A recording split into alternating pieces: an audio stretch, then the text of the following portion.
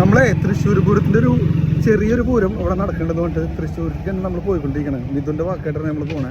നമ്മൾ ആത്മാർത്ഥ സുഹൃത്താണ് മിഥു ഡീലർ.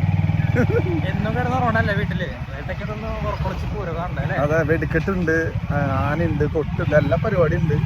അപ്പോൾ അവിടെ പോയാലാണ് അതിൻ്റെ ബാക്കി വിശേഷങ്ങൾ അറിയുള്ളൂ. അപ്പോൾ നമുക്ക് കാണാം. ഓക്കെ, ഡീലേട്ടാ. തൃശ്ശൂർ എത്തിയ നമ്മുടെ ആദ്യത്തെ പരിപാടി ഭാരത് കയറിയിട്ട് ഒരു മസാല ദോശയോ അല്ലെങ്കിൽ ബട്ടൂറയോ കഴിക്കലാണ്. ഇവിടെ പൂരിമാര് തോന്നുമെങ്കിലും സാധനം ഒരു ബട്ടൂറ എന്നാണ് പറയുന്നത്. ഇവിടെ കിടുക്കാച്ച ഐറ്റാണ്, മസ്റ്റായിട്ടും ട്രൈ ചെയ്യേണ്ട ഐറ്റാണ് കേട്ടോ. ഫുഡ് അടിച്ച ശേഷം ഞങ്ങൾ നേരെ പാറമേക്കാവ് അമ്പലത്തിൻ്റെ അവിടേക്ക് പോയി. അവിടെ അടിപൊളിയായിട്ട് മേളവും ആനയൊക്കെ ആയിട്ട് നല്ലൊരു കാഴ്ച തന്നെയായിരുന്നു ഉണ്ടായിരുന്നത്. ഈ വർഷത്തെ തൃശ്ശൂർ പൂരം മിസ്സായതിൻ്റെ ഒരു വിഷമം അങ്ങോട്ട് തീർന്നു. മേളൊക്കെ കഴിഞ്ഞ് വടക്കുന്നാഥിൻ്റെ ഭഗവതി ശ്രീമൂലം സ്ഥാനത്തേക്ക് ആനകളുടെ എഴുന്നള്ളിപ്പാണ്. ഈ സമയത്ത് വളരെ അടുത്ത് നിന്നിട്ട് ഇത് കാണാൻ സാധിച്ചു. തൃശ്ശൂർ പൂരമൊക്കെ ഉണ്ടെങ്കിൽ നമുക്ക് ഇങ്ങോട്ട് അടുക്കാൻ പറ്റില്ല. എന്നാൽ ഇത് വേല ആയതുകൊണ്ട് നമുക്ക് അടുത്തുനിന്ന് വളരെ അടിപൊളിയായിട്ട് കാണാൻ പറ്റി.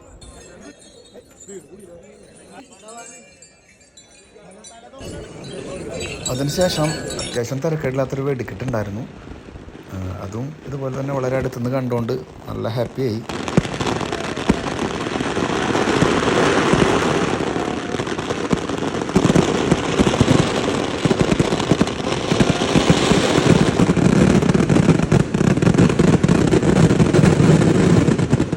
അപ്പോൾ എല്ലാം അടിപൊളി, ഹാപ്പി.